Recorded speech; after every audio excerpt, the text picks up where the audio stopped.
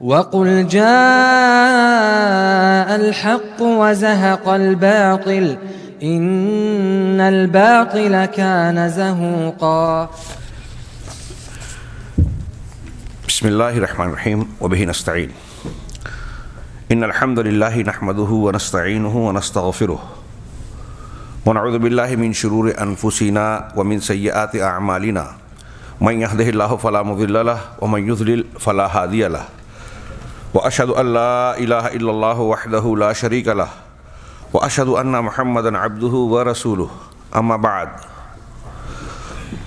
أعوذ بالله من الشيطان الرجيم. بسم الله الرحمن الرحيم. يا أيها الذين آمنوا اتقوا الله حق تقاته ولا تموتن إلا وأنتم مسلمون. يا أيها الناس اتقوا ربكم الذي خلقكم من نفس واحدة وخلق منها زوجها وبث منهما رجالا كثيرا ونساء واتقوا الله الذي تساءلون به والأرحام إن الله كان عليكم رقيبا. يا أيها الذين آمنوا اتقوا الله وقولوا قولا سديدا يصلح لكم أعمالكم ويغفر لكم ذنوبكم ومن يطع الله ورسوله فقد فاز فوزا عظيما. فإن خير الحديث كتاب الله وخير الهدي هدي محمد صلى الله عليه وسلم وشر الأمور محدثاتها وكل محدثة بدعة وكل بدعة ضلالة وكل ضلالة في النار. أعوذ بالله من الشيطان الرجيم. بسم الله الرحمن الرحيم. واعتصموا بحبل الله جميعا ولا تفرقوا. وقال تعالى وأن هذا صراطي مستقيما فاتبعوه ولا تتبعوا السبل فتفرق بكم عن سبيله ذلكم وصاكم به لعلكم تتقون. دعوت سینٹر الجبیل کے قابل احترام ذمہ داران، میرے مکرم معظم عزیزم شیخ مختار احمد محمدی مدنی حفظہ اللہ، دیگر علماء کرام، بزرگوں، بھائیوں، دینی ماؤں اور بہنوں، اللہ تبارک و تعالیٰ کا بے پناہ شکر ہے، اس کا ہم پر یہ احسان واجب الشکر ہے کہ اس نے ہمیں اسلام دیا، اسلام کی شکل میں وہ دین جو قرآن و سنت کا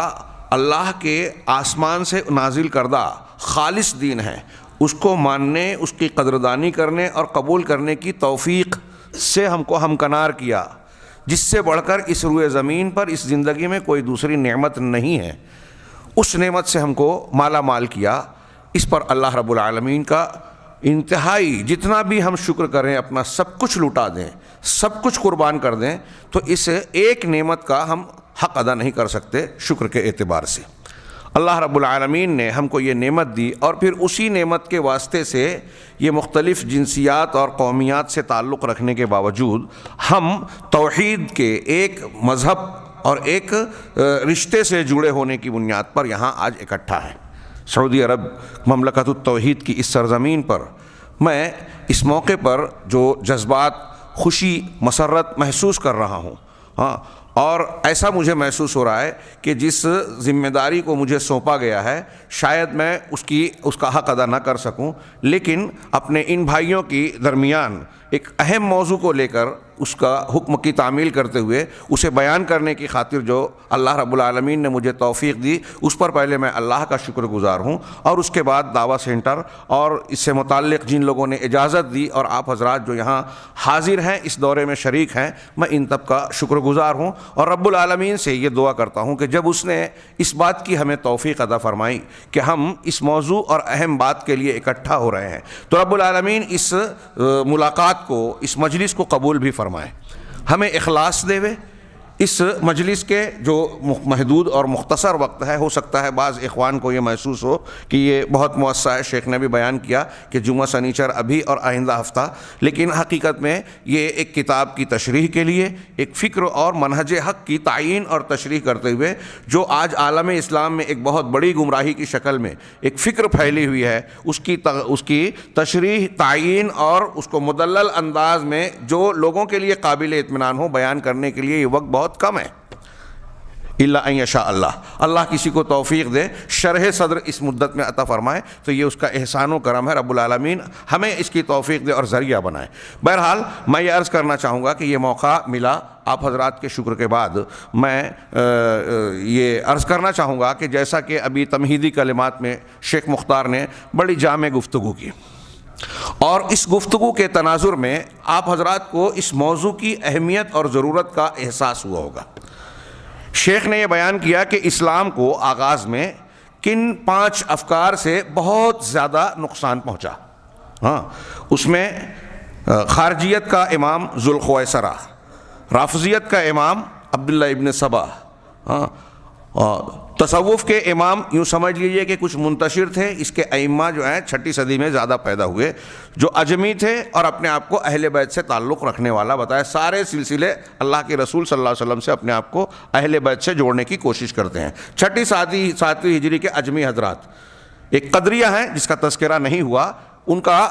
اصل الاصول یا اس کا بانی جو تھا معبد الجہنی بصرہ کا، ایک واصل ابن عطا اور عمر بن عبید، یہ جو شیخ نے اعتزال کا، اقلیت پسندی کا ذکر کیا، ان کے سرغنہ یا بانی اور مؤسس یہ 2 حضرات ہیں۔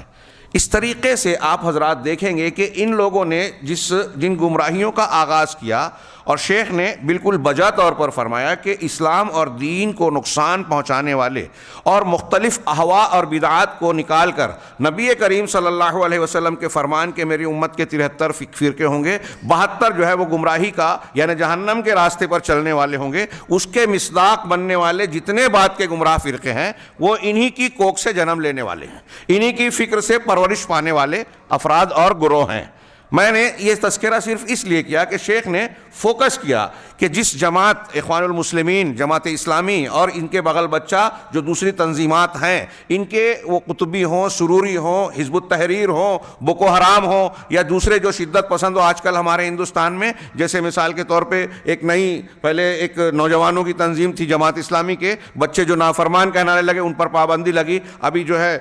کیا فرنٹ جو ہے اس پر پابندی لگی، یہ افکار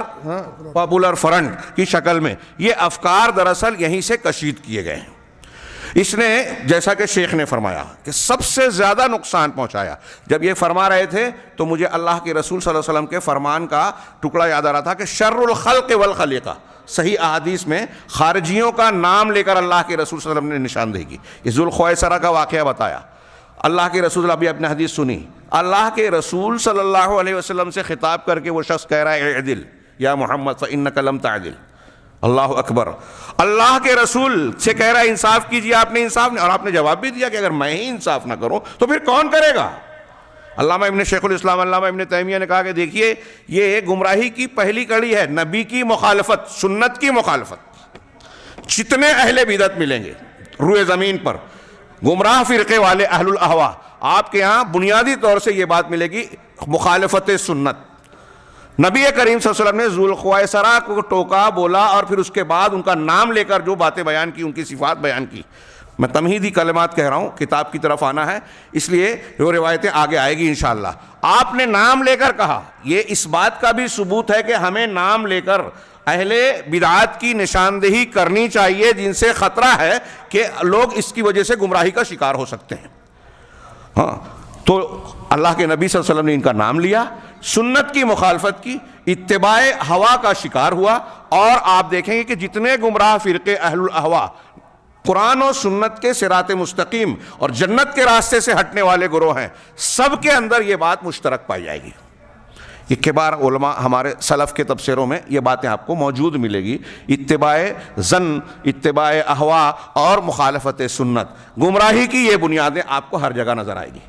اور شیخ نے فوکس کرتے ہوئے کہا کہ رافضیت اور خارجیت کے جو ایک سکے کے 2 رخ ہیں،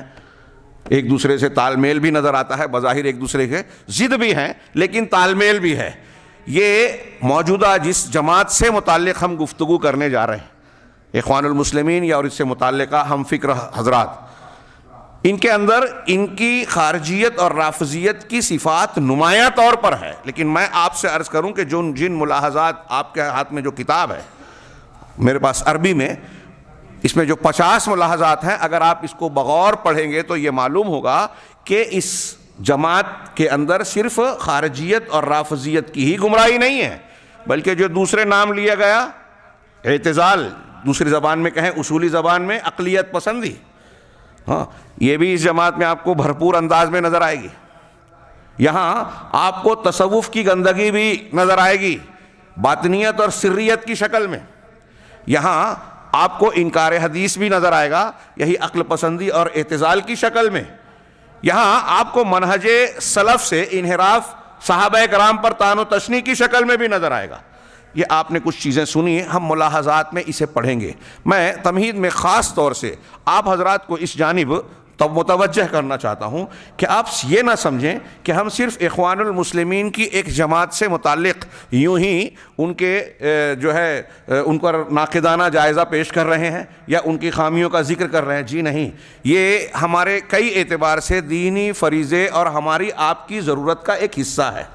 ابھی بتایا کہ اسلام اور مسلمانوں کو سب سے زیادہ نقصان روئے زمین پر آج اسی فکر سے پہنچ رہا ہے، شدت پسندی، غلو، تشدد، مسلمانوں کو بلا شرعی آداب و احکام کے کافر قرار دینا، ان کی جان مال کو حلال سمجھنا، عورتوں کی عزتوں کو پر ہاتھ ڈالنے کو جائز قرار دینا، اور یہ صحابہ کرام کے ساتھ انہوں نے کیا، تو آج کے موقع پر اس کا کیا معاملہ ہے؟ ابھی آپ نے سنا صحابہ کو دونوں کافر کہتے ہیں، تکفیر کا معاملہ۔ یہ چیز مسلمانوں میں جو نقصان پہنچا رہی ہے، ان کی گروہ بندی یا جماعت کو کہ شیرازے کو جو بکھیر رہی ہے، ساتھ ہی ساتھ اس امر نے عالم اسلام میں بلکہ پوری دنیا میں اسلام اور مسلمانوں کے چہرے کو انتہائی مخدوش بنا دیا۔ مسلمانوں کے خلاف عالمی میڈیا، یہودی میڈیا اور دوسرے جو اعدائے اسلام ہیں، وہ دہشت گردی، انتہا پسندی کے جو الزامات لگاتے ہیں، اور ہمیں اور آپ کو تعجب ہوتا ہے، لیکن ان الزامات کو تقویت پہنچانے کے لیے جواز اور ثبوت فراہم کرنے والے یہی لوگ ہیں۔ جن تنظیمات پر اعتراض کیا جاتا ہے عالمی میڈیا میں، مثال کے طور پہ داعش،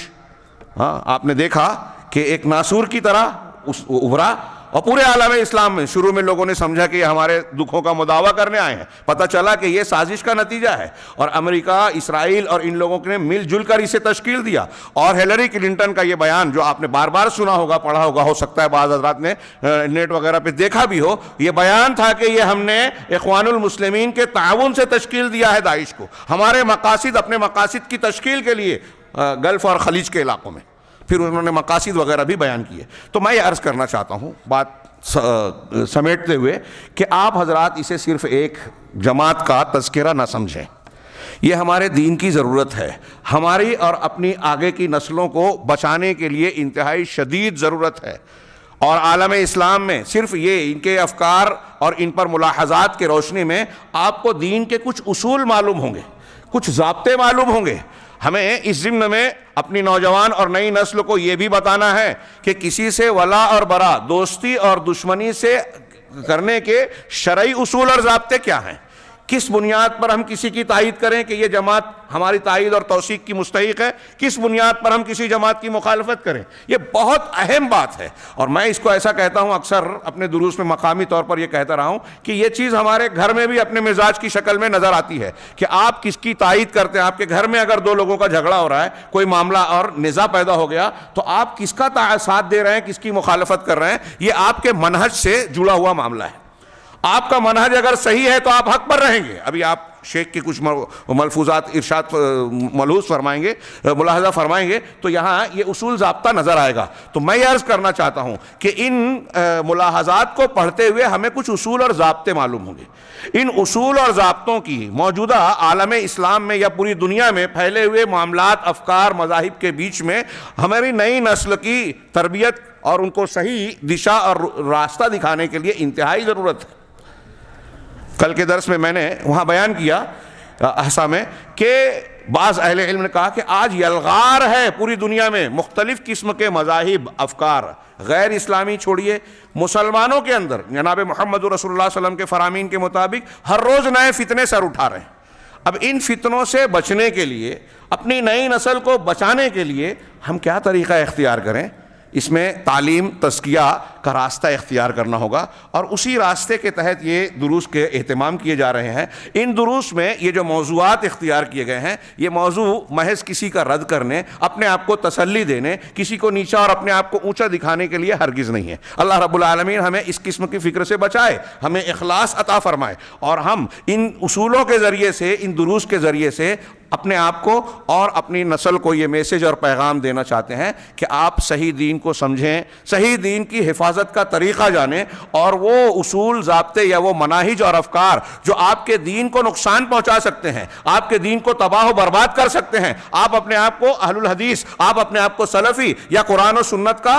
متبع اور فرما بردار سمجھ رہے ہیں، لیکن اس کے باوجود آپ دین حنیف سے اور منہج حق سے برگشتہ ہو گئے، آپ کو پتہ بھی نہیں چلے گا۔ ایسی صورتحال سے اپنے آپ کو بچانے کے لیے اہل علم کی ان تشریحات کو، ان توضیحات کو جاننا، سمجھنا، سیکھنا انتہائی ضروری ہے۔ ہم اچھوں کو دیکھ رہے ہیں، دعوت کا کام کر رہے ہیں، تن من دھن سے لگے ہیں، ہو سکتا ہے ان کے اندر خلوص بھی ہو، بڑی محنت کر رہے ہیں، پیسہ وقت خرچ کر رہے ہیں، قربانیاں دے رہے ہیں، لیکن ان کا منہج ہی غلط ہے۔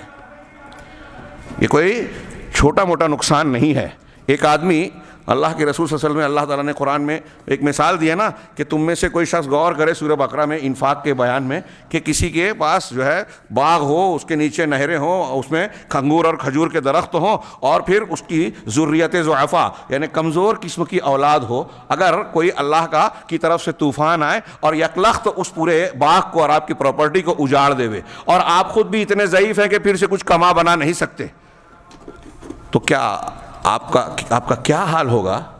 ہاں، اس وقت تھوڑی دیر کے لیے، یہ تو دنیا کی مثال ہے، دنیا یوں بھی چھوڑنی ہے، تباہ و برباد ہونی ہی ہے۔ اللہ رب العالمین نے اب اس جو مثال دی ہے، اپنے آپ کو وہاں فٹ کر کے رکھیے اور سوچئے کہ فرض کیجئے کہ ہم نے زندگی میں بہت کوششیں کی، نمازیں پڑھی، قربانیاں دیں، دعوت و تبلیغ کا بظاہر کام کیا، مسجد و مدرسے کی تعمیر میں اپنے گاڑی کمائی کے پیسوں کو خرچ کیا، اور بہت ساری نیکیاں کی، لیکن قیامت کے دن یہ پتہ چلے ہم کو کہ آپ نے جو محنت و کوشش کی تھی وہ سنت کے طریقے سے ہٹی ہوئی تھی، منہج کے صحیح منہج پر نہیں تھی، آپ کے عمل میں شرک تھا، آپ کے عمل میں سنت کی مخالفت تھی، لہٰذا آپ کی ساری محنت رائے گاہ گئی، آپ کے منہ پر مار دی گئی۔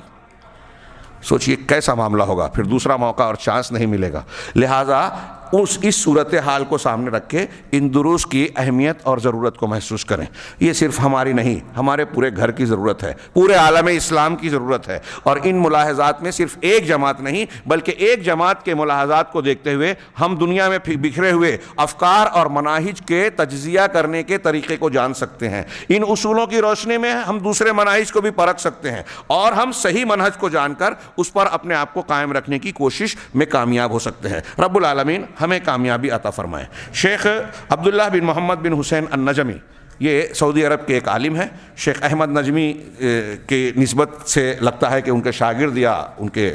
ہم خاندان ہوں، بہرحال انہوں نے ان ملاحظات کو اکٹھا کیا، 50 ملاحظات، 50 میں سے میرا ایسا ماننا ہے، جس میں سے بعض کی طرف شیخ نے اپنے جامع خطاب میں جو ہے اشارہ کیا کہ یہاں توحید کا زور نہیں، یہاں بدعات کو کافی قوت ہے، خارجیت کے تکفیری معاملات اور مزاج کو غلبہ حاصل ہے، ولا اور برا کا معاملہ بھی ان کا کمزور ہے۔ یہ جو 3-4 چیزوں کا آپ نے تذکرہ کیا ہے، اگر میں ایسا کہوں کہ انہی 3-4 چیزوں کو فوکس کر کے اگر نوجوان یا نئی نسل کو اچھی طرح سے سمجھ لے تو یہ 2-3 ملاحظات یا 2-3 امور کافی ہیں اس بات کو کا فیصلہ کرنے کے لیے کہ یہ جماعت اہل السنہ والجماعہ سے کے طریقے سے، اہل حق کے طریقے سے ہٹی ہوئی ہے۔ ہاں، یہ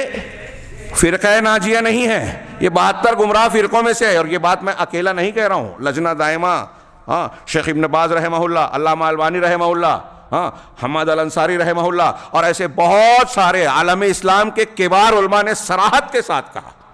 کہ یہ بدعتی اور گمراہ فرقہ ہے، ان کا اپنا ایک منہج ہے۔ یہ جھوٹ بولتے ہیں نوجوانوں سے جب کہتے ہیں کہ ہم تو صرف ایک تنظیم کے طور پر کام کر رہے ہیں، ہمارا کوئی فکرہ نہیں ہے۔ ابھی آپ یہ بھی دیکھیں گے کہ ان کا تعلق اور واسطہ، جیسا کہ شیخ نے اشارہ کیا تھا، اغیار سے ہے، ان کے یہاں کوئی ولا اور برا کا اصول ضابطہ ہے ہی نہیں۔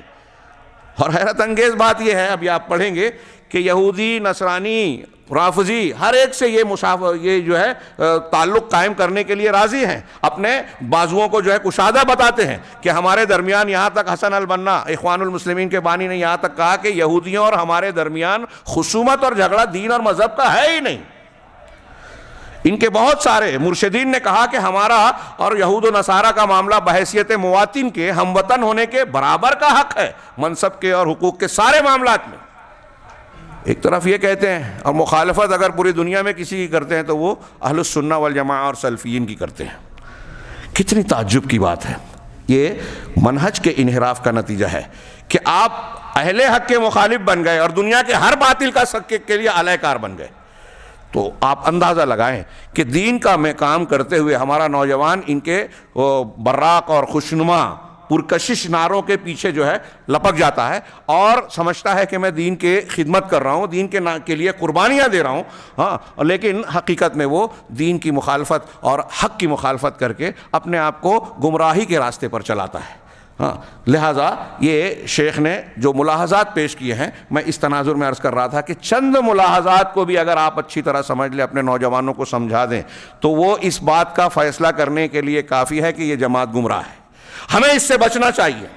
اور نبی کریم صلی اللہ علیہ وسلم نے جن احادیث میں بیان کیا کہ فتنے آئیں گے، جن احادیث میں بیان کیا کہ 73 فرقے ہوں گے، 72 جہنم میں جائیں گے، جس حدیث میں ذکر کیا کہ ایک ہی گروہ حق پر قائم رہے گا ہمیشہ، ان حدیثوں کا حاصل ہمارے لیے بنیادی طور سے کیا ہے؟ کیا ہدایت دینا چاہتے ہیں رسول اللہ صلی اللہ علیہ وسلم؟ یہ صرف خبر دیا آپ نے، صرف واقعہ بتا رہے ہیں؟ یہ آپ کی خبر اور معجزہ ضرور ہے، لیکن ساتھ ہی ساتھ اس میں ہدایت اور تنبیہ ہے کہ دیکھیے 73 ہوں گے، 72 جہنم میں جائیں گے، تم جہنم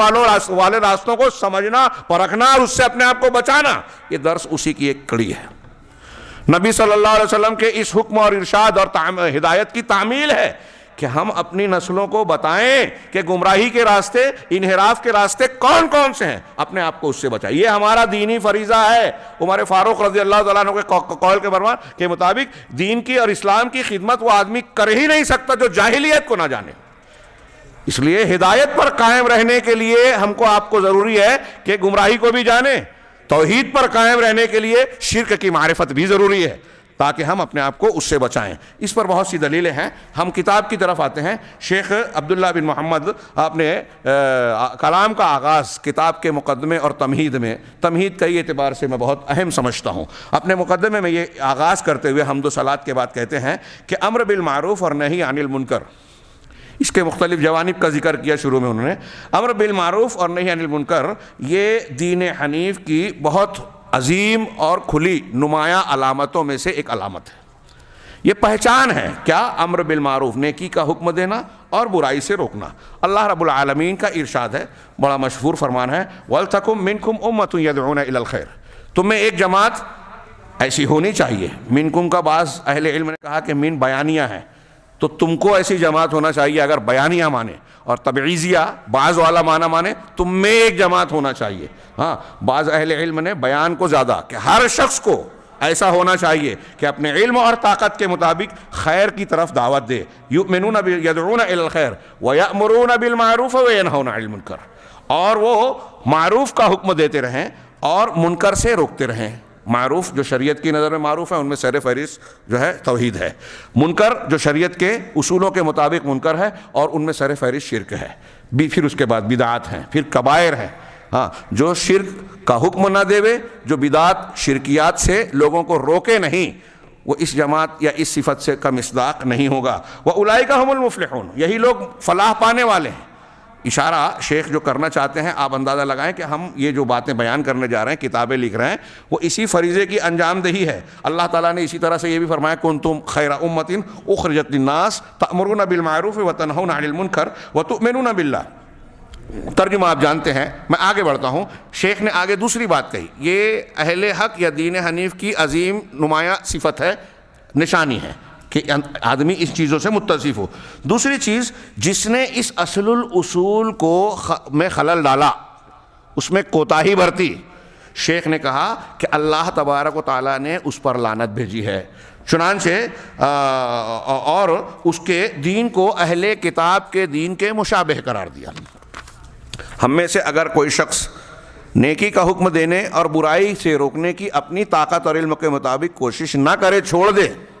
ایک بڑا طبقہ ہے، کون جھنجھٹ میں پڑے، کون ان سب چکروں میں پڑے۔ ہاں، جانوروں کی طرح زندگی گزارنے کو وہ بڑا کمال سمجھتا ہے، کھانا پینا اور رفاہیت کو اختیار کرنا۔ جی نہیں، ایک مومن بندے کی زندگی یہ نہیں ہوتی، یہ قرآن نے بتایا۔ ہاں، اب کوئی شخص اگر ایسا کر رہا ہے تو وہ اللہ تبارک و تعالیٰ کی جانب سے لعنت کا مستحق ہے اور اہل کتاب کی طرح بن گیا۔ قرآن کی دلیل دی انہوں نے، لعن الذین کفروا من بنی اسرائیل علی لسان داؤد و عیسی ابن مریم، کہ بنی اسرائیل کے لوگ جنہوں نے کفر کا ارتکاب کیا، وہ داؤد علیہ السلام اور عیسیٰ ابن مریم علیہ السلام، ان کی زبان پر لعنت کیے گئے، لعنت بھیجے گئے۔ کیوں؟ ان کی لعنت کا مستحق ہونے کی وجہ کیا تھی؟ ذالک بما عصوا وکانوا یعتدون، یہ اس وجہ سے کہ وہ گناہ اور معصیت کے کام کرتے تھے اور حد سے تجاوز، ظلم و زیادتی کرتے تھے۔ کانو، آگے بتایا کہ اس کے ظلم و زیادتی اور شریعت کی مخالفت کا ایک نمایاں عمل کیا تھا، صفت کیا تھی؟ کانو لا یتناہون عن منکر فعلوہ، کہ اس منکر کو جس کو آپس میں ایک دوسرے کے سامنے یا علم میں رہتے ہوئے انجام دیتے تھے، ایک دوسرے کو اس سے روکتے نہیں تھے، نہی عن المنکر کے فریضے کو ترک کر دیا۔ لبئس ما کانوا یفعلون، کتنا برا عمل وہ کرتے تھے۔ اللہ رب العالمین نے اس بنیاد پر ان کو برا بھی کہا، ہاں، بنی اسرائیل کو لعنتی کہا، نبیوں کی زبان پر لعنت کا مستحق ٹھہرایا۔ اب اگر اہل کتاب اس بنیاد پر لعنت کے مستحق ہیں تو ہم اور آپ بھی اگر امر بالمعروف اور نہی عن المنکر کا فریضہ انجام نہیں دیتے، جس میں یہ بھی شامل ہے کہ اگر کوئی گمراہ اور غلط منہج ہمارے نسلوں کے عقیدے کو، منہج کو بگاڑ رہا ہے، غلط راستوں پر، گمراہی کے راستوں پر لے جا رہا ہے، تو اس سے ہم اس کو لوگوں کو متنبہ کریں، آگاہ کریں کہ دیکھو یہ گمراہی ہے۔ اگر ہم نے ایسا نہیں کیا تو یہ لعنتی کام ہے۔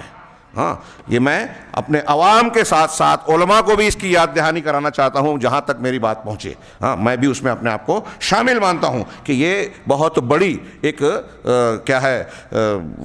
سرزنش ہے، اللہ رب العالمین کی جانب سے تنبیہ ہے۔ ہاں، یہ بات دوسروں سے پہلے اہل علم کو اس سے عبرت لینی چاہیے۔ چنانچہ اللہ نے، شیخ نے آگے کہا کہ اللہ تبارک و تعالیٰ نے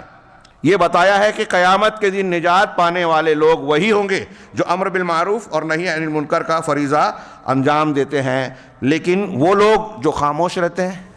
جو مجاملہ کہیں گے کیا، چاپلوسی اور وہ چکنی چپڑی باتیں ایک دوسرے کو خوش کرنے والی کہ چلو پالیسی اختیار کر لیں اور اس کو مصلحت کا نام دیتے ہیں، جو باطل کے ساتھ مجاملت اختیار کریں، ہاں، لیپا پوتی والا کام، ہاں، گائے بھی گابن، بیل بھی گابن، یہ بھی صحیح اور یہ بھی صحیح۔ ہمارے ہاں یہ دعوت جو ہے نا اخوانیت اور اس کی، آپ دیکھیے کہ یہ لوگ کہتے ہیں کہ چونکہ اللہ تبارک و تعالیٰ نے ہم کو اقامت دین کا حکم دیا ہے، حکومت حاصل کرنی ہے، حکومت حاصل کرنے کے لیے قوت چاہیے، اور پھر آپس میں جو اختلافی مسائل کو چھیڑنے سے یہ مسلمانوں میں جھگڑا ہوتا ہے، لہٰذا آپ فاتحہ کرو کہ نہ کرو، میلاد پڑھو کہ نہ پڑھو، شرک کرو کہ نہ کرو، قبر پہ جاؤ کہ نہ جاؤ، ایک ہو جاؤ۔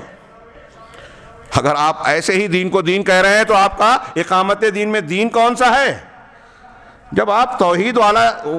اور سنت کو جانتے ہی نہیں، مانتے ہی نہیں، سمجھتے ہی نہیں، تو اقامت آپ کی کس چیز کی ہوگی؟ جس دین میں شرک ہو وہ دین نہیں ہے، وہ انبیاء کا دین ہے ہی نہیں۔ یہ ہمیں سمجھانا ہے۔ لیکن یہاں توحید پر بھی جو ہے مجاملہ، سمجھوتا کہ شرک کرو یا نہ کرو۔ میں جماعت اسلامی کے ادارے میں کچھ دن رہا، انہوں نے ایسی ہی باتیں کہی تو میں نے سوال کیا کہ کون سا دین؟ کیا وہ دین انبیاء کا یا اللہ کا مطلوب ہے اقامت دین میں جس کے اندر شرک ہو، خرافات ہو، بدعت ہو؟ کہا نہیں، ہم نے ایسا کہا۔ میں نے کہا آپ کہہ رہے ہیں، اپنی زبان سے کہا آپ نے، فاتحہ پڑھو کہ نہ پڑھو، ہاں، یہ کرو کہ یا نہ کرو، قبر پہ جاؤ کہ نہ جاؤ، ایک ہو جاؤ۔ عجیب و غریب معاملہ ہے یہ، ہاں، جو ہم رد کر سکتے ہیں۔ میں اکثر کہا کرتا ہوں کہ یہ اخوانی اور تحریکیوں کا عجیب معاملہ ہے، جو ہماری استطاعت میں ہے، جو نبی کے منہج میں ہے کہ انفرادی طور پہ جو شرکیات پائی جاتی ہے آپ اس کی اصلاح کیجیے۔ وہاں کہتے ہیں تسامح برتا جائے، ان کو نظر انداز کیا جائے، اور جو ہمارے استطاعت میں نہیں ہے، جو ہمارے دائرے میں نہیں ہے، ہاں، وہاں تشدد اختیار کر کے نوجوانوں کو شدت کے راستے پہ ڈالتے ہیں کہ ان سے لڑائی کرو، ان کا مجاہدہ کرو، اور یہ کرو اور وہ کرو، ہتھیار اٹھاؤ، جس کی طاقت نہیں ہے، اور ان کو جھونک دیتے ہیں بربادی کی طرف، بربادی کے راستے پر۔ تو یہ الٹا معاملہ یہ ان کے منہج کی خرابی کا نتیجہ ہے۔ چنانچہ جو لوگ، شیخ کہہ رہے ہیں کہ جو لوگ امر بالمعروف اور نہی عن المنکر سے کیا ہے آنکھیں پھیرتے ہوئے خاموشی اختیار کرتے ہیں، باطل کے ساتھ مجاملہ اور ان کے ساتھ اچھا برتاؤ کی کوشش کرتے ہیں، تو قیامت کے دن اللہ نے ان کو عذاب کی وعید سنائی ہے۔ چنانچہ اللہ نے فرمایا فَلَمَّا نَسُوا مَا ذُكِّرُوا بِهِ أَنجَيْنَا الَّذِينَ يَنْهُونَ عَنِ السُّوءِ وَأَخَذْنَا الَّذِينَ، یہ قیامت کا نہیں، دنیا کے عذاب کا تذکرہ ہے۔ وَأَخَذْنَا أَنجَيْنَا الَّذِينَ يَنْهُونَ عَنِ السُّوءِ وَأَخَذْنَا الَّذِينَ ظَلَمُوا بِعَذَابٍ بَئِيسٍ، کہ جب جس چیز کی ان کو نصیحت کر دی گئی تھی اس کو انہوں نے فراموش کر دیا، تو وہ لوگ جو برائی سے لوگوں کو روکتے تھے ہم نے ان کو نجات دے دی، اور جن لوگوں نے جن لوگوں نے ظلم کیا تھا ان کو سخت قسم کے عذاب میں ہم نے گرفتار کر لیا، بما کانوا یفسقون، اس وجہ سے اس چیز کے پاداش میں جو وہ فسق و فجور اور شریعت کی مخالفت کرتے تھے۔ یہ سورہ اعراف کی اس تناظر کی آیت ہے جو سنیچر کے دن ممنوع ہونے کے بعد شکار کرتے تھے مچھلیوں کا، ان کا انجام بتاتے ہوئے اللہ رب العالمین نے یہ بات بیان کی۔ کہہ رہے ہیں کہ امر بالمعروف اور نہی عن المنکر یہ مومنین کے اوصاف میں سے ایک وصف ہے۔ قرآن نے کہا والمؤمنون والمؤمنات بعضهم اولیاء بعض، کہ مومن مرد اور مومن خواتین عورتیں ایک دوسرے کے اولیاء ہیں، دوست ہیں۔ اس ولایت شرعیہ کی اہم صفات بیان کرتے ہوئے سب سے پہلی چیز بیان کی یأمرون بالمعروف وینہون عن المنکر، کہ یہ لوگ ایک دوسرے کو نیکی کا معروف کا حکم دیتے ہیں اور برائی سے روکتے ہیں۔ اگر کسی سماج میں آپ رہ رہے ہیں، مسلمان آپ کے سامنے منکر کا ارتکاب کر رہے ہیں اور آپ اس کی تنبیہ اصلاح کی کوشش نہیں کرتے، تو آپ مومن مردوں اور عورتوں کی اس صفت سے تہی دست ہیں، محروم ہیں۔ اور کہہ رہے ہیں کہ یہ اللہ رب العالمین کی انتہائی اہم ترین بڑے اس کے مقرب بندوں کی وصیتوں میں سے ایک وصیت ہے کہ وہ وصیت کرتے تھے کہ نیکی کا حکم دیا جائے، برائی سے روکا جائے۔ اللہ تبارک و تعالیٰ نے لقمان حکیم کی وصیت کو نقل کرتے ہوئے آپ کتاب میں دیکھ سکتے ہیں، اپنی لقمان حکیم کی وصیت میں یہ یا بنی اقم الصلاۃ وامر بالمعروف وانہی عن المنکر واصبر علی ما اصابک ان ذلک من عزم الامور۔ ترجمہ آپ کے پاس موجود ہے، اس لیے میں آگے بڑھتا ہوں کہ حضرت لقمان نے اپنے بیٹے کو شرک کی ممانعت کے بعد جو اہم ترین وصیت کی، اس میں آپ دیکھ سکتے ہیں کہ امر بالمعروف، نماز کے بعد امر بالمعروف اور نہی عن المنکر کی جو ہے تلقین کی، اور پھر اس راستے میں جو مخالفت اذیت کا معاملہ ہوگا اس پر صبر کرنے کی نصیحت بھی کی۔ پھر امر بالمعروف اور نہی عن المنکر کے ترک کر دینے سے یہ جو عذاب آتا ہے، بعض اہل علم نے لکھا کہ امر بالمعروف اور نہی عن المنکر ہماری اجتماعی زندگی کے عمل تنفس کی طرح ہے۔ جیسے ہم سانس لے رہے ہیں نا، عمل تنفس اس کو کہتے ہیں، آکسیجن ہم کو مل رہا ہے، ہم زندہ ہیں، ایسے ہی ہماری اجتماعی زندگی میں سانس لینے کا عمل اس وقت تک چلتا رہے گا جب تک ہم امر بالمعروف اور نہی عن المنکر کو انجام دیتے رہیں گے۔ اور یہ بات نصوص سے ثابت ہے، جس میں سے ایک نص کو پیش کیا جا سکتا ہے کہ اگر آپ نے یہ فریضہ، یہ عمل ترک کر دیا تو دعا کی قبولیت کا دروازہ بند ہو جاتا ہے۔ ام المومنین حضرت عائشہ صدیقہ رضی اللہ تعالیٰ عنہ کی روایت کو یہاں پیش کیا، نقل کیا۔ وہ کہتی ہیں کہ رسول اللہ صلی اللہ علیہ وسلم کو میں نے فرماتے ہوئے سنا مروا بالمعروف وانہوا عن المنکر قبل ان تدعوا فلا یستجاب لکم، کہ نیکی کا حکم دیتے رہو، برائی سے روکتے رہو، اس سے قبل کہ تم دعا کرو اور تمہاری دعا قبول نہ کی جائے۔ امام حسن بصری کہتے ہیں کہ نیکی کا حکم دو، برائی سے روکو، ورنہ تم خود نصیحت بن جاؤ گے، موعظات بن جاؤ گے، یعنی عبرت کا سامان، کہ تمہارا ایسا انجام ہوگا کہ دوسرے لوگ دیکھ کر جو ہے تم سے عبرت حاصل کریں گے، یعنی تم سے لوگ نصیحت کریں گے، نصیحت حاصل کریں گے اس بنیاد پر جو اللہ کی ناراضگی اور سخط اور اللہ کی لعنت تمہارے امر بالمعروف نہی عن المنکر کے فریضے کو مہمل قرار دینے اور چھوڑ دینے کی وجہ سے جو نتیجہ برآمد ہوگا، تم اس میں جو ہے عذاب میں گرفتار ہوگے، لوگ تم سے نصیحت حاصل کریں گے، تم لوگوں کے لیے سامان عبرت بن جاؤ گے۔ اس عمل کو ترک کرنے سے اللہ تبارک و تعالیٰ دوسروں کے لیے عبرت کا سامان بناتا ہے۔ امام سفیان ثوری کہتے ہیں کہ جب تم معروف کا حکم دیتے ہو تو تم مومن کی پیٹھ کو مضبوط کرتے ہو، اور جب منکر سے روکتے ہو تو تم منافق کی ناک رگڑتے ہو۔ ہمارے اسلاف کے یہ جملے ہیں، آج میں معاف کیجئے گا، میں ایسا محسوس کرتا ہوں، اگر غلط ہو تو اصلاح کر دی جائے، مجھے ایسا محسوس ہوتا ہے کہ ہمارے بعض ایسے لوگ جو اہل علم اور دعات کی صف میں شمار کیے جاتے ہیں، اللہ ان کی اور ہماری اس دونوں کی اصلاح کرے، غلطیاں سب میں ہوتی ہے، ان کے یہاں منہج کی یہ کمزوری پائی جاتی ہے میرے نزدیک، جو یہ سلف کی صاف تلقینات کے خلاف ہے۔ ہاں ہم یہ دیکھیں، یہ شیخ کہہ رہے ہیں کہ اگر آپ مومن کی تائید، نیکی کا حکم دے رہے ہیں تو مومن کی تائید کر رہے ہیں، طاقت دے رہے ہیں، اور اگر معروف سے آپ منع کر رہے ہیں تو آپ منافق کی ناک رگڑتے ہیں۔ لیکن آج کل ہمارے کچھ دعات، کچھ علماء، کچھ دین پرست، دین پسندی کا مظاہرہ کرنے والے بدعتی کا ساتھ دیتے ہیں اور مومن کی اہل حق اور اہل السنہ والجماعہ، اہل الحدیث کی مخالفت کرتے ہیں،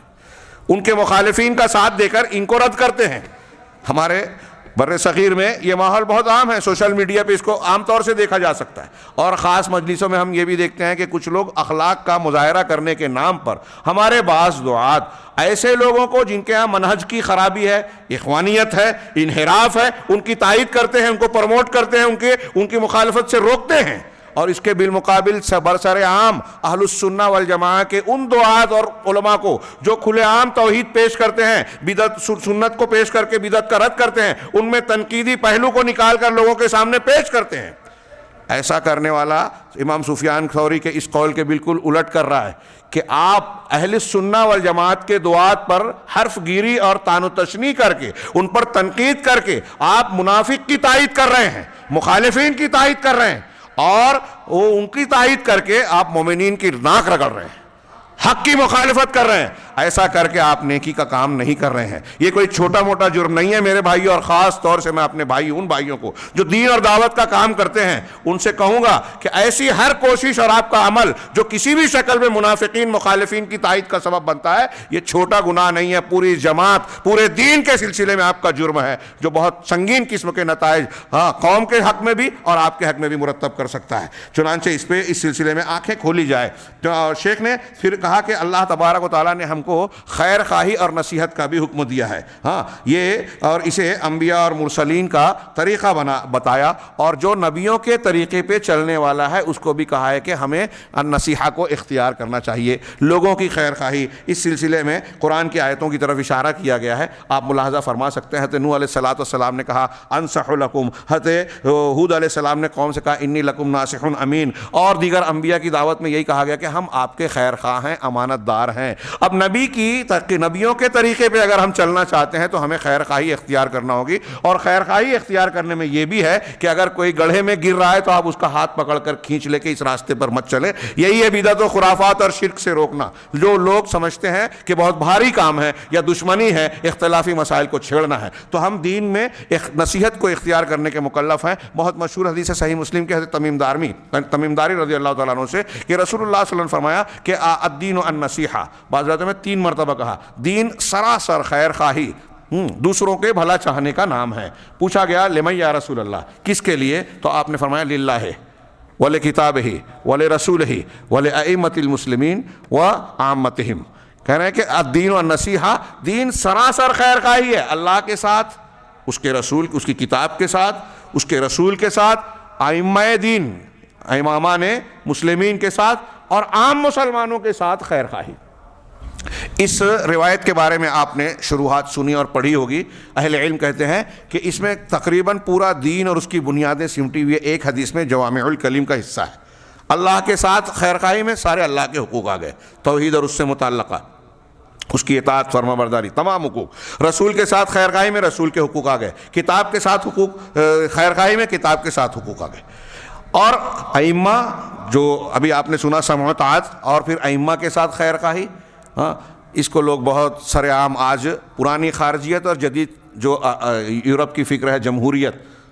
علمانیت اور جمہوریت، اس کو ملغوبہ بنا کے ہمارے یہاں کا عام انسان بھی جو ہے وہ چلتے پھرتے، وہ جو حدیث میں اللہ کے رسول نے کہا کہ روایبزا، عام آدمی مسلمانوں کے اجتماعی اور بڑے بڑے امور میں بولے گا۔ دیکھیے سوشل میڈیا پہ، دیکھیے مجلسوں میں، دیکھیے ہر کس و ناکس حکومتی اور بڑے بڑے امور پر جو ہے تبصرے کرتا ہے بلا روک ٹوک، ہر چیز میں تنقید کا پہلو، علماء کے کاموں پر تنقید، عمراء کی باتوں میں جو ہے کیڑے نکالنا، تو یہ خیر خواہی کے سراسر خلاف ہے۔ اب ہم اگر یہ خیر خواہی کرنے چاہیں، اس حکم پر عمل کرنے، تو عمراء کو تقویت پہنچانا چاہیے، ان کی سمع و طاعت کرنی چاہیے، اللہ اور رسول کی بتائی ہوئی تعلیمات کے دائرے میں معروف کے ساتھ جیسا کہ شرط بیان کی گئی ہے. اور لوگوں کے ساتھ خیر خواہی, لوگوں کے ساتھ خیر خواہی کا ایک بڑا حصہ یہ ہے کہ نیکی کا حکم دیا جائے اور برائی سے روکا جائے. حضرت جریر بن عبداللہ بجلی کی حدیث آپ کی کتاب میں موجود ہے کہ اللہ کے رسول صلی اللہ علیہ وسلم سے میں نے بیعت کی, انہوں نے کہا کہ نماز قائم کرنے, زکوٰۃ کی ادائیگی اور ہر مسلمان کے ساتھ بھلا چاہنے, اس کی خیر خواہی, ہر مسلمان کے ساتھ خیر خواہی. شیخ کس جانب اشارہ کر رہے ہیں؟ یعنی یہ کتاب اور کتاب کو لکھنے یا جس موضوع پر ہم گفتگو کر رہے ہیں اس کے جواز اور اس کی شرعی حیثیت کی طرف اشارہ ہو رہا ہے کہ ہم شریعت کے ان احکامات کی بنیاد پر یہ کتاب لکھ رہے ہیں یا پڑھ رہے ہیں. پھر اسی طریقے سے اللہ کے نبی صلی اللہ علیہ وسلم کا یہ فرمان بھی محض سامنے رکھا جائے, اور آج اس کی بہت ضرورت ہے اس کے مفہوم کو عام کرنے کی. لا یمنعن احدکم رہبۃ الناس ان یقول بحق, کہ لوگوں کی خوف اور دہشت, کسی کی ہیبت آپ کو اس بات سے ہرگز نہ روکے کہ آپ حق بات کہنے سے باز آ جائیں. ہاں, لوگوں کا ڈر, خوف, سیاسی مصلحت اور فلاں, جیسا کہ آج ہم دیکھتے ہیں کہ جتنے اہل اہوا ہیں وہ توحید اور حق کو پیش کرنے کے سلسلے میں یہ باتیں بیان کرتے ہیں اور اس کو مصیبت کی وجہ بیان کرتے ہیں. کہہ رہے ہیں کہ لوگوں کی ہیبت تمہیں حق کہنے سے نہ روکے, اذا رآہ او شہدہ, ہاں, یا جب کوئی شخص اسے دیکھے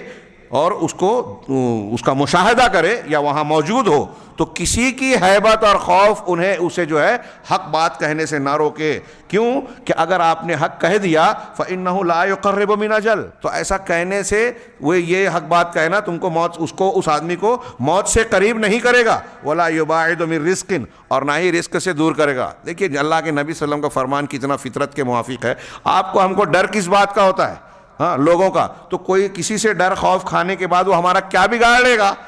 اگر ہم نے حق بات کہہ دی تو حق بات کہنا, رسول اللہ صلی اللہ علیہ وسلم فرما رہے ہیں کہ آپ کی موت کا جو متعینہ وقت ہے اس سے کہیں زیادہ قریب آپ کی موت کو نہیں کر سکتا, اور آپ کا جو مقررہ رزق ہے نا اس رزق سے تم کو دور نہیں کر سکتا. جو اللہ کا مقدر ہے تم کو وہ مل کر رہے گا, اس سے ڈرنے کی کوئی ضرورت نہیں. لہذا کسی کے خوف سے حق, کلمہ حق کو بیان کرنے سے نہ باز آئیں, نہ رکیں. ہاں, کہ وہ حق بات کہے گا یا کوئی عظیم اور اہم خبر کو بیان کرے گا. یہ مسند احمد کی روایت ہے. پھر کہا کہ ثم ان بیان الحق ورد الباطل, کہہ رہے ہیں کہ یہ حق کو بیان کرنا, باطل کا رد کرنا اور اس کو جو ہے مٹانا, یہ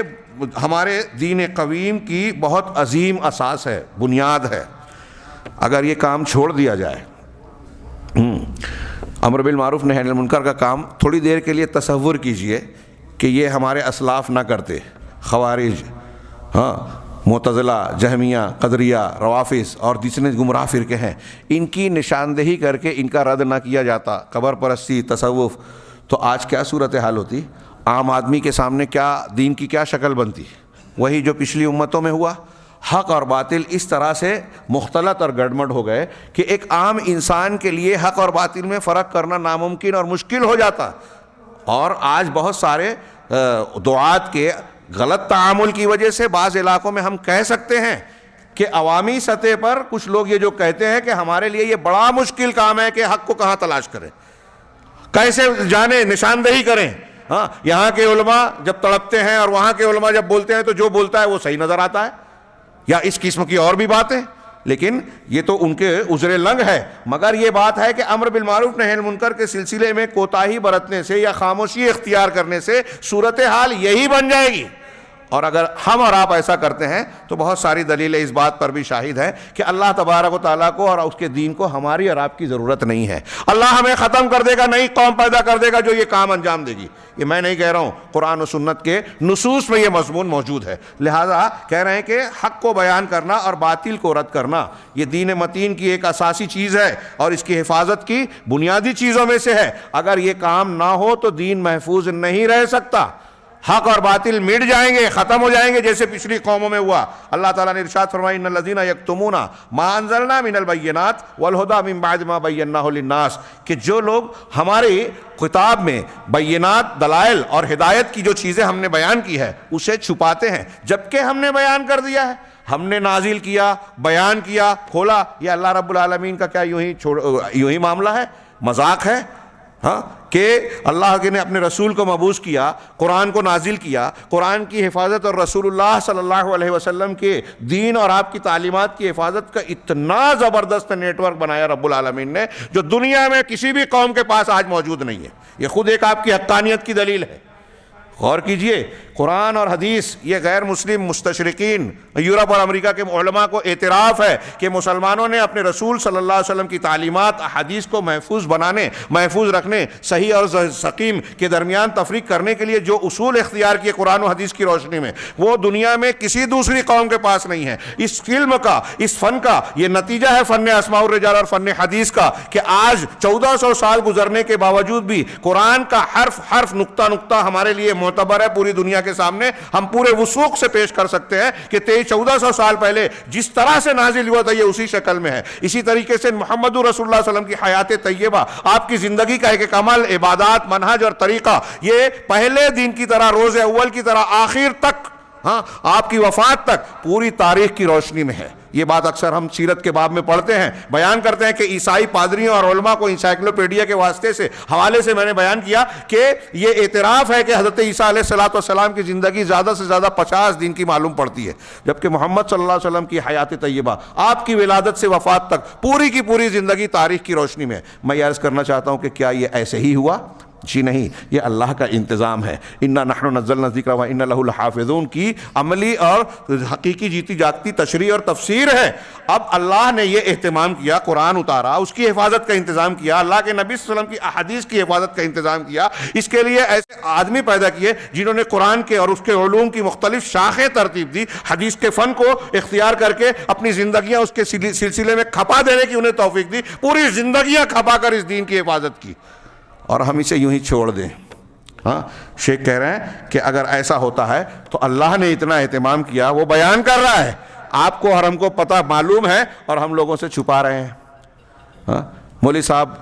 یہ حلال ہے یا حرام ہے، ہم کو پتہ ہے کہ یہ حرام ہے، لیکن اب اس نے تھوڑا چندہ وندہ زیادہ دیا ہے تو ہم راستہ بتا رہے ہیں کہ حلال، یہ حلال کا راستہ۔ ہاں ہندوستان پاکستان میں اس کی شکلیں آپ اور یہاں بھی ہوگی، دوسری جگہوں پر بھی ہوگی۔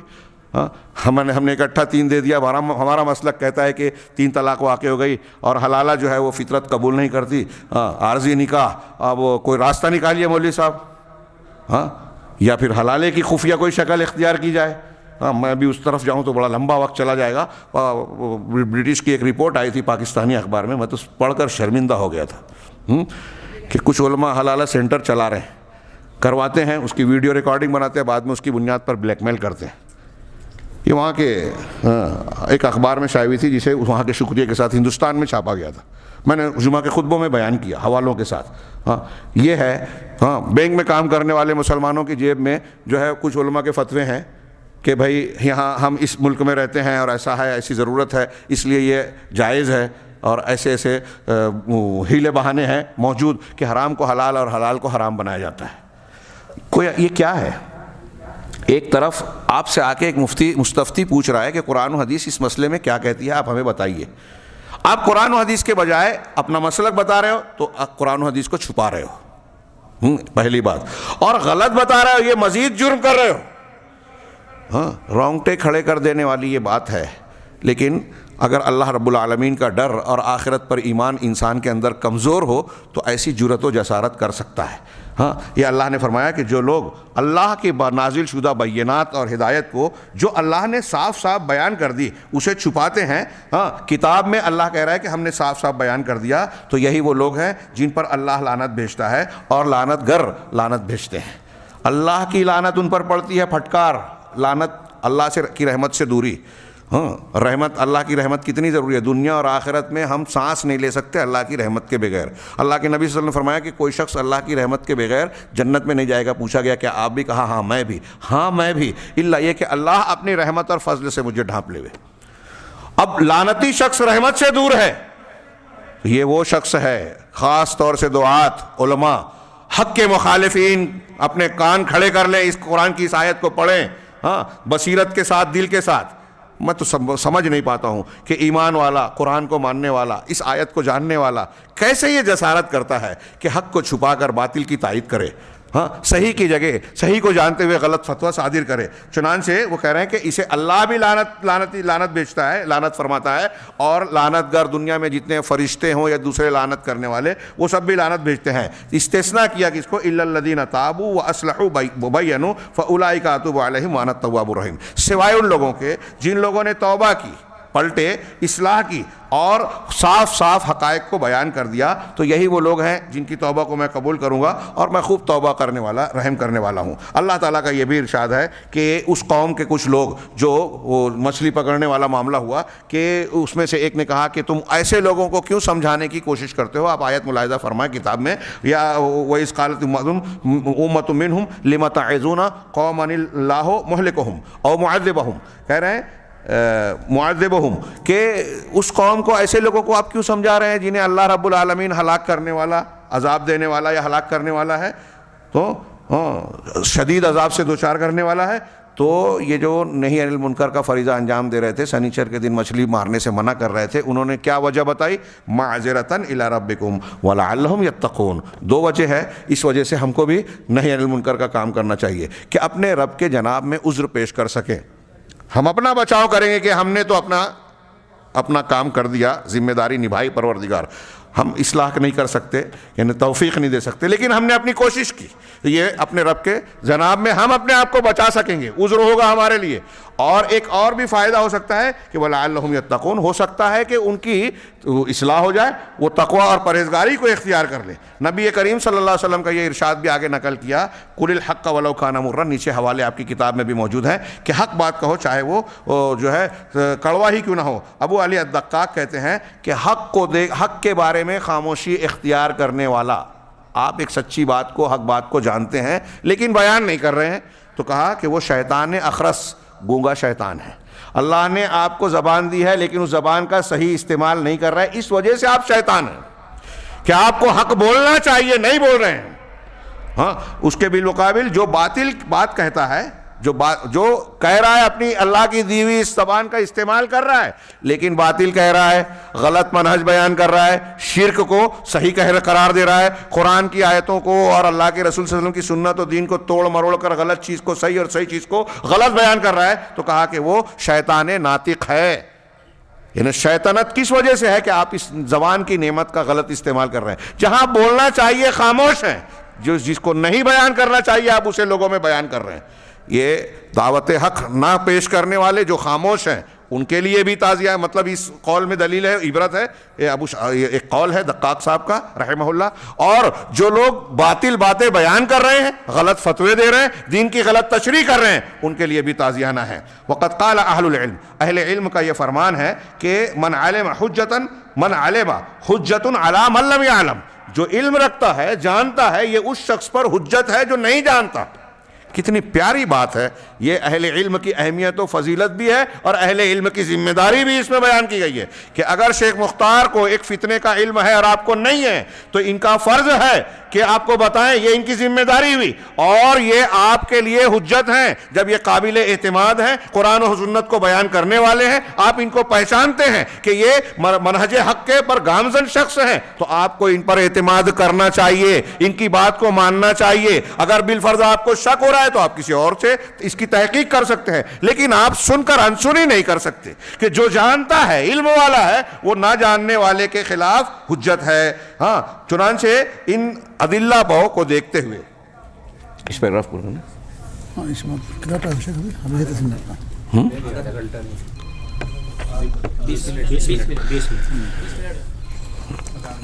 یہ اتنا ان کا ایک یہ 1.5 صفحے کا جو ہے پورا کر لیں. جو ان کے بعد جو دو چند ملاحظات ہیں اس کو ہم اگلی نشست میں پیش کریں گے. میں اس کی اہمیت سمجھ کے اس کو تھوڑا بیان کر رہا تھا. تو کہا کہ یہ جو دلائل ابھی ہم نے پڑھے امر بالمعروف اور نہی عن المنکر، آپ غور کیجئے گا کہ انہوں نے مختلف جوابنب سے قرآن و سنت کی دلیلیں دی، صفات نہ کرنے پر انجام وغیرہ وغیرہ. ہاں ہم آگے بڑھتے ہیں کہ امر بالمعروف اور نہی عن المنکر کہ ان دلائل کی روشنی میں چلتے ہوئے جو کہ اللہ، اس کے رسول، اس کی کتاب، مسلمانوں کے امام اور عام لوگوں کی خیر خواہی پر بھی مشتمل ہیں اور حق کے بیان کرنے کی طرف ابھارتے ہیں، اس کو چھپانے سے ڈراتے ہیں کہ آپ حق کو جان کر اسے چھپا لے ہوئے. تو یہ اس لیے کہ یہ بہت بڑا منکر کام ہے، آپ حق کو جانتے ہوئے اسے چھپائیں، امر بالمعروف کا فریضہ انجام نہ دیں. الانحراف کہہ رہے ہیں کہ فإن من أعظم المنکرات، اس لیے کہ عظیم منکرات میں سے ایک منکر یہ ہے کہ آپ اللہ کے صراط مستقیم سے منحرف ہوں، رب العالمین کی توحید میں تساہل اور کوتاہی برتیں اور اہل بدعت اور مبتدعین کے ساتھ جذباتیت کا مظاہرہ کریں، لگاؤ کا، نرمی کا مظاہرہ کریں، ان کی عظمت شان کے قائل ہوں، ان کو بڑا بتائیں. ہمارے یہاں آج کل یہ چل رہا ہے کہ بھائی بدعتیوں سے لوگ متاثر ہو جاتے ہیں، گلیمر. میں ایک بات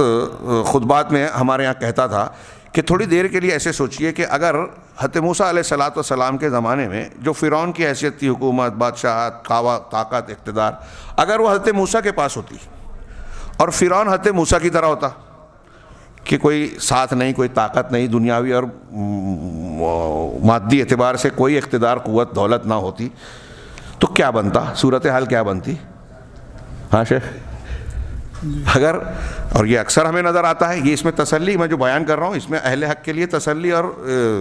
اس کا قوت کا، تقویت کا سامان بھی ہے. یہ اللہ کی آزمائش کا ایک پہلو ہے کہ اہل باطل طاقتور دکھائی دیتے ہیں، صاحب اقتدار ہوتے ہیں. اگر سوچئے کہ میں نے جیسا کہ ابھی آپ سے سوال کیا کہ اگر فرعون کی جگہ موسیٰ علیہ السلام ہوتے، طاقت، بادشاہت، قوت میں، اور فرعون کو کوئی پوچھنے والا ہوتا کیا؟ اس کے پاس نہ دنیا کی قوت و طاقت ہی، نہ دلیل ہوتی، سوال ہی نہیں. تب وہ کہہ سکتا، کہہ پاتا انا ربکم الاعلی، وہ سرکشی اور مظالم ڈھا پاتا، سوال ہی پیدا نہیں ہوتا. ہم دیکھتے ہیں، پڑھتے ہیں انبیاء کرام کی حیات طیبات میں، حضرت نبی کریم صلی اللہ علیہ وسلم کے سامنے ابو جہل اور سرداران قریش بظاہر طاقتور نظر آ رہے ہیں مکی زندگی میں، اور انعام رکھ رہے ہیں کہ جو سر لائے گا اس کو 100 اونٹ کا انعام دیا جائے گا. سیدنا ابوبکر صدیق اور اللہ کے نبی صلی اللہ علیہ وسلم سے ہر ایک کے لیے بات پھیلے نا. اس لیے سمیٹتا ہوں کہ یہ اللہ تعالیٰ کی حکمت و مشیت کا حصہ ہے اور ہمارے امتحان کا پہلو ہے کہ بظاہر ہمیں کچھ اعتبار سے اہل بدعت اور اہل باطل طاقتور نظر آتے ہیں. ہمارے کچھ نوجوان اس پر شکایت کرتے ہیں کہ مسلمانوں پر اتنا ظلم ہو رہا ہے، مسجدوں، عبادت گاہوں پر جو ہے نشانہ باندھا جا رہا ہے، قانون بنائے جا رہے ہیں، عالمی سطح پر ہم دیکھ رہے ہیں کہ کتنے لوگ مظالم ڈھا رہے ہیں، شام میں، مصر میں، فلاں چیچنیا، بوسنیا، جن کا تذکرہ سن کے بھی ہماری آنکھیں چھلک جاتی ہیں، ہمارے نیندیں اڑ جاتی ہیں. اگر اہل درد ہیں مسلمان، جو آپ اسلامی جذبہ رکھتے ہیں، تو پھر ان کے ساتھ یہ اللہ تعالیٰ کی پکڑ کا معاملہ کیوں نہیں ہوتا؟ یہ اللہ رب العالمین کی حکمت، اس کی جو ہے تقدیر اور اس کے قضاء اور قدر کے فیصلے ہیں جو بہت ساری حکمتیں اپنے اندر سمیٹے ہوئے ہیں. اب ایسی چیزوں کو دیکھ کر، دنیاوی شان دیکھ کر کسی بدعتی کو طاقت قوت حاصل ہے، اور کوئی اہل حق میں سے کوئی فرد اس کی عظمت اور تعظیم کر رہا ہے، اس کی تعریف کر رہا ہے کہ یہ اتنا دنیا میں وہ جو ہے مشہور ہے، اس کے حکومتوں میں اتنے بول چال ہیں، اور جو ہے گلیمر رکھتا ہے، ٹی وی چینل پہ آتا ہے، اس کے فالوورز اتنے ہیں، اس کے فلاں ویوز اتنے ہوتے ہیں، تو لہٰذا میں اس کو اگرچہ باطل ہے لیکن اس کا ساتھ دوں، تعریف کروں تاکہ میرا بھی کچھ کام بن جائے. تو جو ان کی تعظیم شان کرتا ہے، اور ولاۃ امور جو ہمارے حکام ہیں، عمرا ہیں، ان کے خلاف باتیں کرتا ہے. ہمارے ملکوں میں، ان ملکوں سے باہر آپ جائیں تو مسلمانوں کا ایک عام مشغلہ نوجوانوں کا وہ بن گیا ہے، عجیب و غریب، یعنی کیا کہیں گے اس کو، افراتفری ہے کہ جو کام ہمارے لیے مفید ہے، تعلیم، تربیت، علماء سے استفادہ، توحید، سنت، ذکر و اذکار، عبادات، ان سے آدمی ہٹ کر موبائل میں، واٹس ایپ پہ، ٹویٹر پہ لگا ہوا ہے، حکومتی امور پر جو چرچے کر رہا ہے اس پہ کر، ایسے امور سے جڑا ہوا ہے جو اس کے لیے اور امت کے لیے فائدہ مند قطعی نہیں ہے. ائمہ نے لکھا، علماء کرام نے لکھا، آج ہمارے سلفی علماء اس پر زور دے رہے ہیں نوجوانوں کو، لیکن لوگوں کی سمجھ میں نہیں آتا. وہ کہتے ہیں من حسن اسلام المرء ترکہ ما لا یعنی. یہ بہت اہم بات ہے کہ اسلام کی خوبی یہ ہے آدمی کے کہ لایانی چیزوں کو آپ ترک کر دیں. اب آپ اگر حکومت اور فلاں پہ تبصرے کر رہے ہیں تو کیا آپ کے اس تبصرے سے کوئی اصلاح، کوئی فرق، کوئی فائدہ ہو رہا ہے؟ آپ دیکھیے کہ آپ کا فائدہ کس میں ہو رہا ہے. جس چیز میں آپ کا، آپ کے گھر کا، آپ کی امت کا فائدہ ہے وہ کام کیجئے. اور یہ تحریکیت، یہ جذباتیت، یہ فلاں اور فلاں نعرے، شور ہنگامے ٹویٹر پر اور واٹس ایپ پر جو ہے مختلف قسم کے تبصرے کرنا، راتوں کو جاگ کر مختلف قسم کی باتیں اور طنز و تعریض کرنا، اس میں آپ کا یا امت کا کوئی فائدہ نہیں، نقصان ہی نقصان ہے. تو ولاۃ امور پر جو ہے یہ تبصرے کرنا اور عام لوگوں کے دلوں میں جو ہے بغض اناد کو پیدا کرنا، یہ حکام ایسے ہیں، وہ ایسے ہیں، اور اس پہ تبصرہ کر کے آپ جو ہے لوگوں کے اندر بغض اور اناد اور مسلمانوں کے خلاف، مسلمانوں کے اندر جذبات کو برانگیختہ کرتے ہیں. ہاں، خاص طور سے نئی نسل اور نوجوانوں کے اندر اہل علم اور علماء کے خلاف بغض اور اناد کو فروغ دینا. یہ علماء، اتنا مسلمانوں پر مصیبت آ رہی ہے، علماء خاموش ہیں، ایسا نہیں کر رہے ہیں، ویسا نہیں کر رہے ہیں، فلاں آدمی کام کر رہا ہے، اور پھر جھوٹ بیان کیا جاتا ہے کہ دیکھیے فلاں آدمی کے اسٹیج پر آ کر لوگوں نے کلمہ پڑھ لیا، جبکہ وہ جھوٹ ہے اور علماء نے آج تک یہ کارنامہ انجام نہیں دیا. اب ایک چیز کو بنا کر جو ہے ایک کام کو کسی نے کیا، فلاں نے نہیں کیا، تو علماء کے خلاف اس کو جو ہے ایک مقدمہ بنا دیا، اس پر اعتراض کرنا شروع کر دیا. اگر وہ صحیح بھی ہو، کسی کے ذریعے سے کسی نے اسلام قبول کیا ہو، تو یہ علماء کی اپنی خدمات اور میدان کے سلسلے میں ان کی کوششوں، قربانیوں کو مسترد کر دینے کا جواز نہیں بن جاتا. ہاں، اور پھر ہم تو دیکھ رہے ہیں کہ آج کل یہ دعووں کا زمانہ ہے. ہاں، ایک داعی کہتا ہے کہ میرے ذریعے سے جو ہے ایک سال میں 1,00,000 لوگ مسلمان ہو گئے. حیرت انگیز بات. ہاں، ایک بھی مسلمان نہیں ہوا جن کا میں ذکر کر رہا ہوں میرے علم کے مطابق، صرف ان کی کوشش سے. ہاں، دوسرے پہلے سے مسلمان ہو گئے، اسٹیج پہ بلا کے کلمہ پڑھ لیا. 2 سال پہلے ایک آدمی مسلمان ہوا، اسٹیج پہ بلا کے جو ہے ان سے کلمہ پڑھوا رہے ہیں، اور شو یہ ہو رہا ہے کہ مسلمان ان کے ذریعے سے ہوئے. میں ان کی شخصیت پر تنقید مقصود نہیں، خیر خواہی، امر بالمعروف نہی عن المنکر. اگر آپ داعی حق ہیں تو جھوٹ کے سہارے کی ضرورت نہیں ہے. اہل سنت والجماعت اور اہل حق کا طریقہ دعوت میں یہ ہرگز نہیں ہو سکتا کہ جھوٹ کو بنیاد بنائیں، غلط پروپیگنڈا کریں. آپ کے پاس جو دلائل ہیں وہ کافی ہیں، انبیاء کا منہج آپ کے لیے کافی ہونا چاہیے. خیر، تو یہ ساری چیزیں جو انہوں نے بیان کی کہ نصیحت اور شفقت، مسلمانوں کے ساتھ شفقت یہ ہے کہ ان منکرات کو بیان کیا جائے اور دنیا اور آخرت میں ان منکرات اور خرابیوں کے نقصانات سے لوگوں کو آگاہ کیا جائے، ڈرایا جائے. علامہ ابن تیمیہ رحمہ اللہ کا بڑا شاندار قول نقل کیا، اس قول کو یاد کر لیجئے. یہ کہتے ہیں کہ سنت کا حکم دینا اور بدعت سے روکنا یہ امر بالمعروف اور نہی عن المنکر ہے، جو آج بہت سارے اصحاب جبہ و دستار سمجھنے کے لیے تیار نہیں ہے. کچھ لوگوں کو اگر آپ بدعت کا، خرافات کا رد کر رہے ہیں، خیر مسلمانوں میں آپ اختلاف پھیلا رہے ہو، فضائل بیان کرو، حکومت قائم کرنا ہے تو یہ چیزیں چھوڑ دیجئے. ہاں، اور نہ جانے کیا کیا، یہ منہج کی خرابی ہے. یہ علامہ ابن تیمیہ رحمہ اللہ اللہ ان پر رحم فرمائے، ہاں، ان کے درجات بلند فرمائے. کیا بہترین بات کہہ رہے ہیں کہ سنت کا حکم دینا، بدعت سے روکنا. بدعت سے آپ کو روکنا پڑے گا. اگر آپ بدعت پر خاموش ہو تو آپ اہل حق نہیں ہیں، آپ دین کی خدمت انجام دینے والے نہیں ہیں. یہ اہل حق کی ایک پہچان ہے، بار بار میں کہتا ہوں، اور اس پر بہت سی دلیلیں، نصوص ہے کہ آپ اگر قرآن و حدیث کے خلاف کسی تحریک کو دیکھ رہے ہیں اور خاموش ہیں تو آپ دین کی دعوت دینے والے کیسے ہو سکتے ہیں؟ بدعت کو برداشت کر رہے ہیں، چپ ہیں. ارے فضائل دیکھیے، سونے کے آداب، چلنے کے آداب، فلاں چیز کے آداب آپ یہ بیان کر رہے ہیں، اور نہ جانے دوسرے کچھ آپ کے خاص طریقے ہیں وہ اختیار کے نبی کی علم کی تعلیم کے مطابق. میں نے اپنے دوستوں کو دیکھا جماعت اسلامی والے، ارے وہ ہیں، آپ بیان کیجئے ذرا اس مسئلے کو. آپ کیوں نہیں بیان کرتے؟ کہا ہماری پالیسی کے خلاف ہے. میں نے کہا آپ کی پالیسی قرآن و حدیث کے خلاف ہے؟ کہا نہیں، آپ نہیں سمجھیں گے. تو میں نے کہا سمجھائیے صاحب. وہ قیامت تک نہیں سمجھا سکتے، لیکن کچھ لوگ سمجھ لیتے ہیں ایسی چیز جو ناقابل فہم ہے. چنانچہ علامہ ابن تیمیہ کہتے ہیں کہ سنت کا حکم دینا، بدعات سے منع کرنا، یہ نیکی کا حکم اور برائی سے روکنے میں داخل ہے، امر بالمعروف نہی عن المنکر میں. اور یہ نیک اعمال میں بہت بڑا بلکہ افضل ترین نیک عمل ہے. فرائض کے بعد یہ بہت اہم معاملہ ہے. ایسے سلف کے آپ کتنے اقوال پڑھیں گے کہ وہ کہتے ہیں کہ نوافل عبادات کے مقابلے میں بدعت کا رد کرنے والا یہ زیادہ افضل انسان ہے، یہ زیادہ اہمیت کا کام کر رہا ہے. شیخ علامہ عبدالعزیز ابن عبداللہ ابن باز کا یہ قول پیش کر کے ابھی کے درس کو ہم جو ہے منقطع کریں گے کہ مسلمانوں پر واجب ہے کہ حقیقت کی وضاحت کریں، ہاں، اور ہر جماعت سے مناقشہ، جماعت اور جمعیت سے مناقشہ کریں، اور تمام لوگوں کے ساتھ خیر خواہی کو اختیار کریں، اور اس راستے اور خط پر چلیں جس کو اللہ تعالیٰ نے اپنے بندوں کے لیے مشروع کیا ہے، بنایا ہے، متعین کیا ہے. اسی راستے کو اختیار کریں. اتنی سادی، سمپل اور زبردست مضبوط بات. یہ ہمارے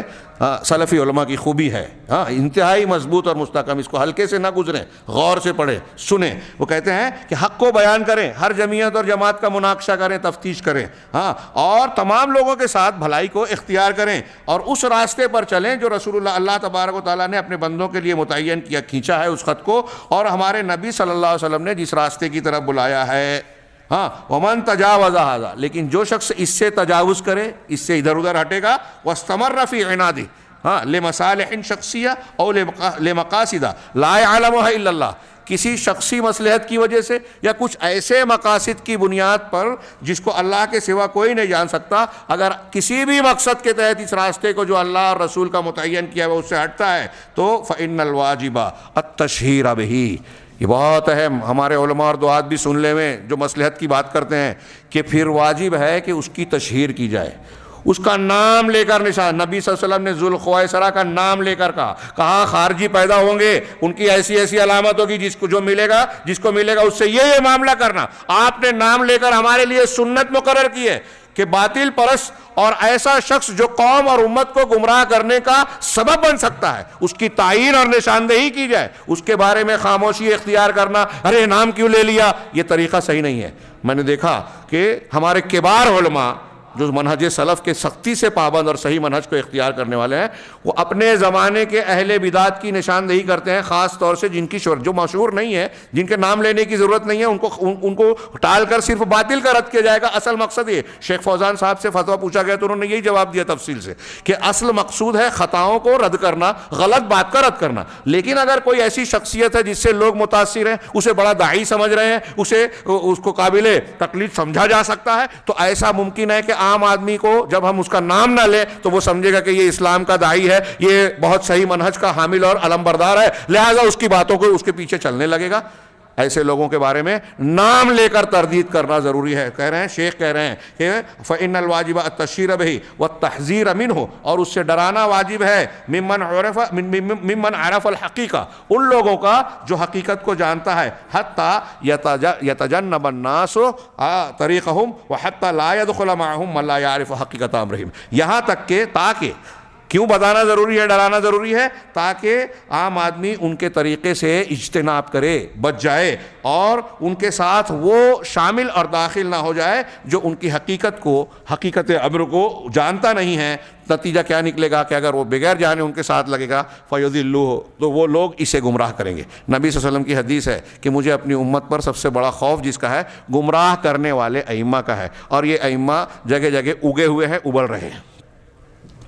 ابلے ہوئے ہیں ایسے ائمہ، کوئی صحابہ پہ تنقید، عالم نہیں ہے۔ ہمارا جاہل آدمی گلیمر دیکھ کر، لائک کرنے والوں کی تعداد دیکھ کر اس کے پیچھے بھاگنے لگا، ہاں، وَيَصْرِفُ عَنِ الطَّرِيقِ الْمُسْتَقِيمِ، اور پھر نتیجہ یہ نکلے گا کہ ہم نے نشاندہی نہیں کی تو یہ ان کے پیچھے چلیں گے، گمراہی کا شکار ہوں گے، اور وہ لوگ انہیں صراط مستقیم سے پھیر دیں گے جس کی اتباع کا اللہ رب العالمین نے ہم کو حکم دیا ہے کہ وَأَنَّ هَذَا صِرَاطِي مُسْتَقِيمًا فَاتَّبِعُوهُ، اللہ تعالیٰ کہہ رہا ہے کہ یہ میرا سیدھا راستہ ہے، تم اسی کی اتباع کرو، وَلَا تَتَّبِعُوا السُّبُلَ فَتَفَرَّقَ بِكُمْ عَنِ السَّبِيلِ، اور ان راستوں پر نہ چلو جو تم کو، دوسرے راستوں پر نہ چلو جو تم کو اللہ کے متعین کیے ہوئے راستے سے ہٹا دیں گے، ہاں، ذالکم وصاکم بہ۔ ہمارے یہاں تحریکی حضرات کہتے ہیں کہ لوگوں کی بدعت اور مناہج کو مقرر یا مانتے ہوئے ایک ہو جاؤ۔ اللہ کا کلام کہہ رہا ہے کہ اگر آپ دوسرے راستوں پر چلو گے تو آپ اللہ کے راستے سے ہٹ جاؤ گے۔ کون سی بات مانی جائے، سوچئے، ہاں،